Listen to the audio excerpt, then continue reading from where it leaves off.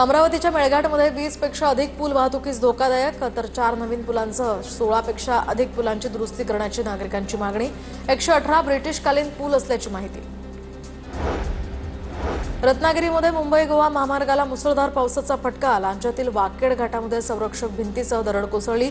महामार्गावर एकेरी वाहतूक सुरू। पश्चिम महाराष्ट्राला जोडणाऱ्या करूळ घाटामध्ये दरड कोसळली। मातीचा ढिगारा आणि दरड रस्त्यावर असल्यामुळे वाहतूक ठप्प। सिंधुदुर्गातनं कोल्हापूरकडे जाणारी वाहतूकही ठप्प। नाशिकच्या त्र्यंबकेश्वरमध्ये ढगफुटीसदृश पाऊस, तर मुसळधार पावसामुळे शेती पिकांचं मोठं नुकसान। अनेक भागातील लागवड केलेली रोपं वाहून गेली आहेत। शेतकरी आर्थिक संकटात। पावसामुळे कणकवली आचरा या राज्य मार्गावर वाहतूक ठप्प। जाणवली संगम नदीनं धोक्याची पातळी ओलांडली आहे। 15 ते 20 गावांचा यामुळे संपर्क तुटला।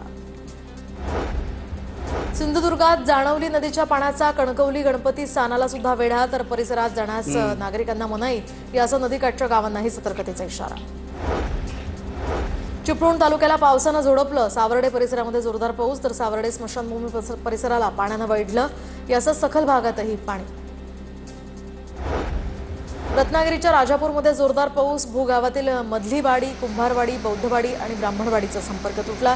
शाळेतील विद्यार्थ्यांना जाण्यासाठी मोठी अडचण। मुसळधार पावसामुळे नवी मुंबईच्या जुईनगरमध्ये झाड कोसळलं। जुईनगर रेल्वे स्टेशनकडे जाणाऱ्या रस्त्यात हे झाड कोसळलं। एकाच बाजूने गाड्यांची वाहतूक सुरू।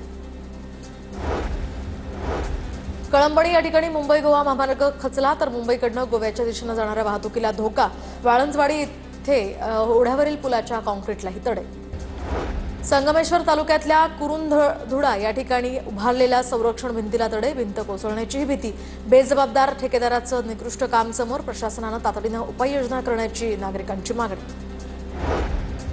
रत्नागिरी जिल्ह्याला आजही पावसाचा रेड अलर्ट, तर रात्रीपासून किनारपट्टी भागात वेगवान वारे। जिल्ह्यातील प्रमुख नद्यांची पाणी पातळी वाढली। वसई विरारसह पालघर जिल्ह्यामध्ये जोरदार पाऊस, तर शहरातील अनेक सखल भागात आता पाणी साचायला सुरुवात।